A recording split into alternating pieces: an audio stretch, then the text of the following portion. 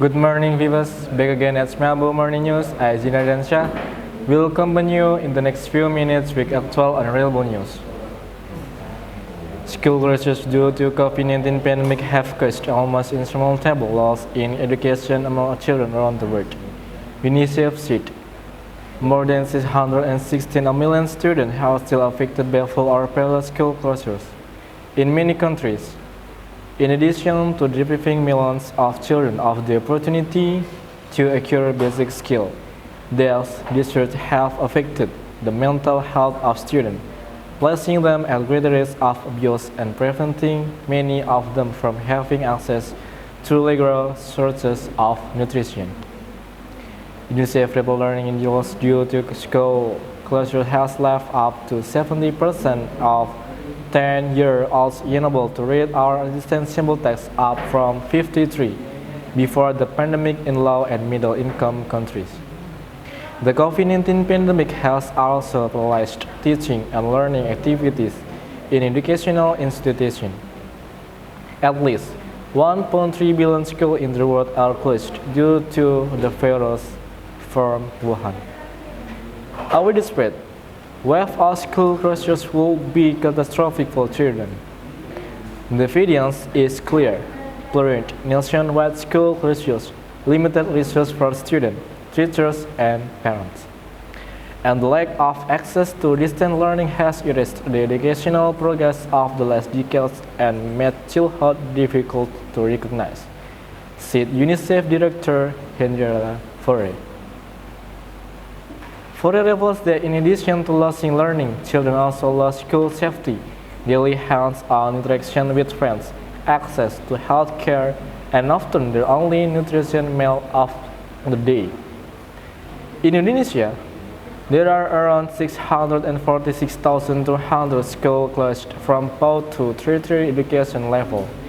As a result, 80% million for students held at home, and 4.2 million teachers and lecturers teach from home. The result of a survey conducted by the Ministry of Education and Culture in April 2020 showed that 97.6% of schools had implemented learning from home activities, leaving only 2.4% of schools that still carry out teaching and learning activities in educational institutions. Of the 2.4%, 30.8% of schools continue to carry out teaching and learning activities at school because there is no internet network or supporting device for learning from home.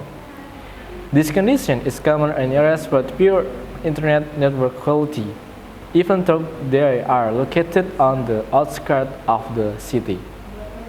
Island areas for the internet network areas are not good. For example, the signal goes up and down, so it's intermittent, said Suhadi.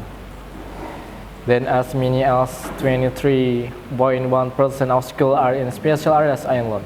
For each of the 11.5% of schools that are not affected by COVID-19, there is no police from the local government and no police from the school principal.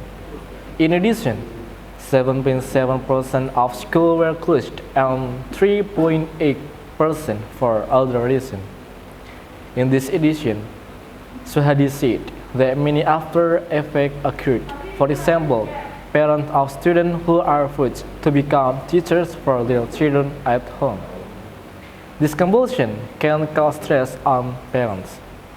Not only parents, but children at home also have the potential to experience that same stress when taught by parents who are not used to it.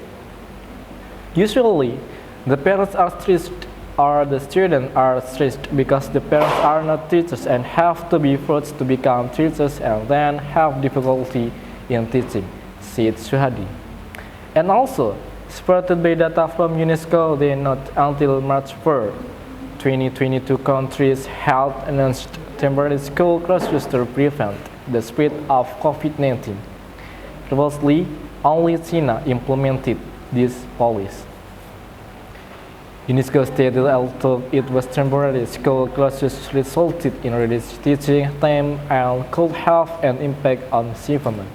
In addition, are the symptoms that will arise are the feeling of discomfort in the family and the decline economic productivity because parents have to take care of their children and work at the same time. UNESCO is also working fast to respond to COVID-19, the major health crisis now affecting the entire planet. UNESCO will continue to monitor the size, scale, and geographic spread of school closures and stand ready to support countries as they adopt appropriate inclusive measures during the coronavirus crisis. Therefore, UNESCO supports the implementation of digital learning program on large scale and recommends application and educational platforms that are useful and can be used by schools and teachers to teach students remotely.